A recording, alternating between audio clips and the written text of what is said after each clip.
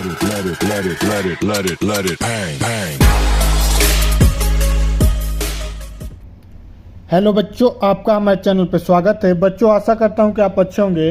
बच्चों, इस वीडियो के माध्यम से हम क्लास 10th के बच्चों के लिए वास्तविक संख्या का मोस्ट इंपॉर्टेंट क्वेश्चन जो हमारे बोर्ड के परीक्षाओं में हर साल पूछा जाता है उसको हल करेंगे। यहाँ पर आप क्वेश्चन देख सकते हैं। क्वेश्चन लिखा गया है कि सिद्ध कीजिए कि √5 एक अपरिमेय संख्या है।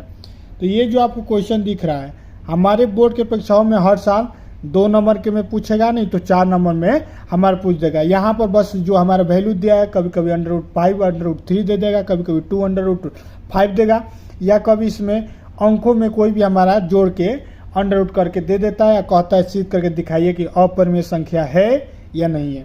तो ये जो हमारा वास्तविक संख्या है, जो हमारा चैप्टर नंबर पहला है, उसका बहुत ही महत्वपूर्ण क्वेश्चन है। तो हम लोग इस सीरीज के माध्यम से हम लोग हर एक चैप्टर का जो भी हमारे इंपॉर्टेंट क्वेश्चन है, सभी क्वेश्चनों को हम बारी बारी से हल करेंगे, जो हमारे बोर्ड की परीक्षाओं के लिए बहुत ही महत्वपूर्ण है। तो ठीक है, ये क्वेश्चन बहुत ही अति महत्वपूर्ण होने वाला है। इसको एकदम कंठस्थ करके जाइएगा, एक एक को इसका मेथड पूरा समझ लीजिए कि होता क्या है, कैसे सिद्ध किया जाता है, और इसके माध्यम से आप इजीली आप इसको पेपर में आएगा तो क्या करेंगे, हल कर ले जाएंगे।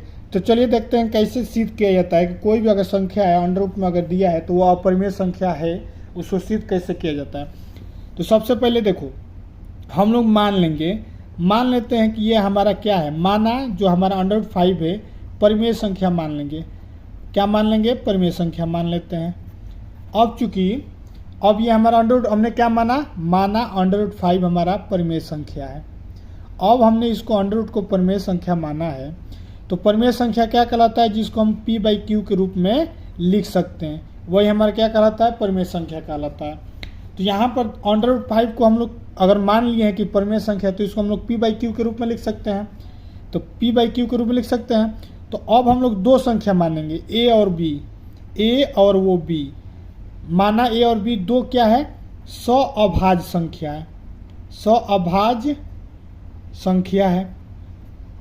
A और B क्या है, 2 सअभाज्य संख्या है, जो P और Q को जब आपस में तोड़ ताड़ देंगे तो A और B आपस में नहीं करता है, उसी को हम लोग क्या कहते हैं, सअभाज्य। मतलब A का कोई भी गुणनखंड B का कोई भी गुणनखंड आपस में बराबर नहीं होगा। ऐसे समझो, जैसे मान लो हम 15 है और नीचे 20 लिख रहे हैं, तो यहाँ पर A की वैल्यू 15 है, B की वैल्यू क्या है, 20 है, तो ये दोनों 5 से कट जाएगा ना, ये क्या हो जाएगा, 3 हो जाएगा, ये 4 हो जाएगा। यानी ये हमारा 15/20 सअभाज्य संख्या नहीं है, लेकिन 3 और 4 आपस में क्या है, सअभाज्य, ये क्योंकि ये कभी किसी से नहीं कटेंगे। उसी प्रकार देखो 16 ले लो और 5 ले लो, ये आपस में नहीं ना कटेंगे, तो ये दोनों संख्या आपस में क्या है, सअभाज्य संख्या है। तो A और B हमारा क्या है, सअभाज्य संख्या है। जब हम √5 को परिमेय संख्या माने हैं तो P/Q के रूप में लिख सकते हैं, लेकिन हम लोग मानते हैं A और B ऐसा जो संख्या है जो √5 का क्या है, सअभाज्य संख्या है।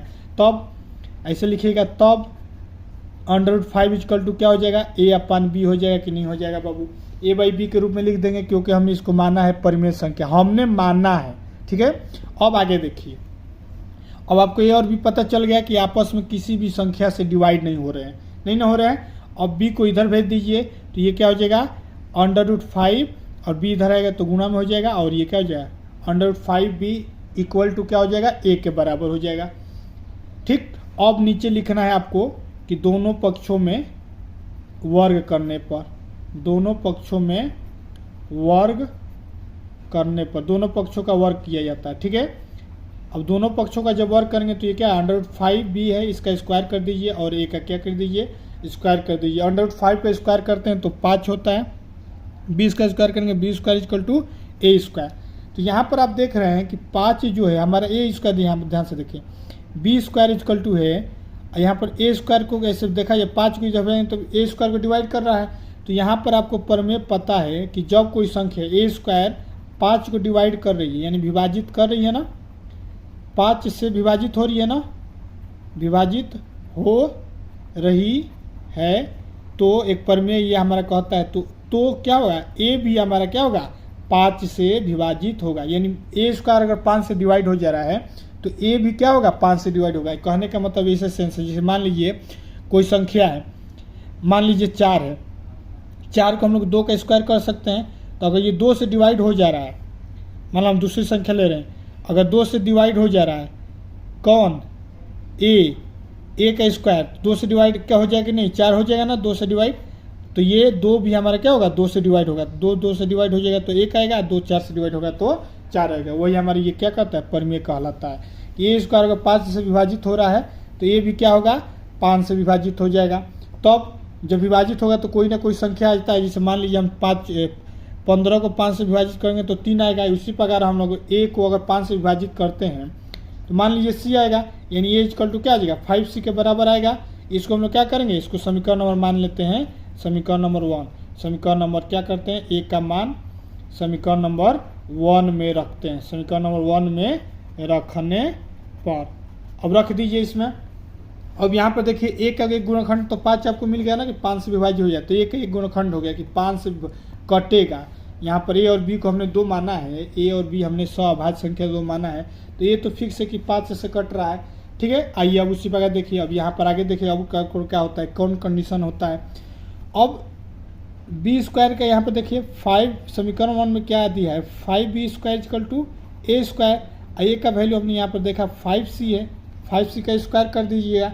अब यहाँ पर 5b स्क्वायर इक्वल टू क्या हो जाएगा, ये हो जाएगा 25, 5 का स्क्वायर करेंगे तो ये क्या हो जाएगा, c का स्क्वायर। इसको काट दीजिए तो क्या हो जाएगा, b स्क्वायर इक्वल टू क्या हो जाएगा, 5c का स्क्वायर हो जाएगा कि नहीं हो जाएगा, हो रहा है ना। अब यहाँ पर देखिए 5 यहाँ पर c स्क्वायर के साथ है तो 5 इधर आएगा, तो बताइए b स्क्वायर क्या हो रहा है, 5 से डिवाइड हो रहा है तो हमारा क्या दे रहा है, c स्क्वायर दे रहा है, यानी कि b स्क्वायर हमारा 5 से विभाजित है यहाँ पर, अतः b स्क्वायर भी हमारा क्या है, 5 से विभाजित है।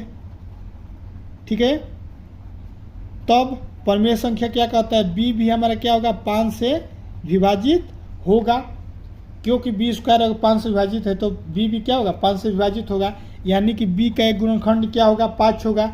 और यहाँ पर देख रहे हैं a का गुणनखंड क्या है, 5 है, यानी कि a व b, a और b दोनों का एक गुणनखंड क्या दिख रहा है, 5 फैक्टर जो है दोनों का गुणनखंड एक कॉमन दिख रहा है, दोनों का गुणनखंड 5 उभयनिष्ठ आपको दिख रहा है, उभयनिष्ठ मतलब कॉमन दिख रहा है, उभय इसे लिख देंगे उभयनिष्ठ है। अतः जबकि हमारा यहाँ पर हमने क्या माना था कि a और b हमारे दोनों क्या है, सअभाज्य, यानी कि a और b का कोई भी आपस में कोई गुणनखंड, a का अगर हम गुणनखंड करते हैं तो कोई भी आता है 5 3 2 4, तो अगर b का अगर हम गुणनखंड करेंगे तो हमारा क्या होना चाहिए, 7 9 7 11 ऐसा कुछ आना चाहिए जो आपस में मैच ना हो। लेकिन यहाँ पर हम देख रहे हैं a और b का 5 क्या आ रहा है, गुणनखंड आ रहा है, उभयनिष्ठ आ रहा है। अतः हम कहेंगे, अतः क्यों आ रहा है, क्योंकि हमने इसको गलत माना है। माना है क्या माना है, हमने परिमेय संख्या माना है। अतः आप ऐसे लिख दीजिए लास्ट में, अतः √5 क्या है, अपरिमेय संख्या है, क्योंकि यहाँ पर आभास किसका हो रहा है, विरोधाभास हो रहा है ना, क्योंकि a और b का गुणनखंड 5 हो ही नहीं सकता, क्योंकि हमने शुरू में ही माना है a और b सअभाज्य है। यहाँ पर देख रहे हैं हल करने के बाद कि इन दोनों का एक कॉमन फैक्टर 5 आ रहा है, यानी हम लोग मानेंगे कि क्या है, √5 हमारा एक अपरिमेय संख्या है, क्योंकि हमने इसको गलत माना था। विरोधाभास क्यों है, क्योंकि हमने इसको गलत माना था, यानी कि यह हमारा क्या है, परिमेय संख्या है। तो इस प्रकार से क्वेश्चन को हम लोग सिद्ध करते हैं। ये हमारे बोर्ड के परीक्षाओं के लिए बहुत ही इंपॉर्टेंट है। ये हमारे वास्तविक संख्या यानी एक्सरसाइज 1.1 के क्वेश्चन में LCM SCF से क्वेश्चन आता है, तो वो विकल्प में भी आता है। और ये जो क्वेश्चन हमारे सिद्ध करने के लिए 2 नंबर में या 4 नंबर में अधिकतर पूछा जाता है। ठीक है, तो इस प्रकार से हमने आपको एक बहुत ही महत्वपूर्ण क्वेश्चन वास्तविक संख्या के बारे में बता दिया। अब नेक्स्ट वीडियो में आपको इसी प्रकार जो जो इम्पोर्टेंट क्वेश्चन है, सभी क्वेश्चन को, सभी चैप्टरों के हर क्वेश्चन आपको बताएंगे। और यदि आप हमारे चैनल पर नए हैं तो चैनल के साथ जुड़ जाइए, हमारे फैमिली के साथ जुड़ जाइए। आपको A to Z आपको हर सब्जेक्ट की नॉलेज यहाँ पर दिया जाएगा। मिलते हैं नेक्स्ट वीडियो में, तब तक के लिए आप जय Hind. Let it bang, bang.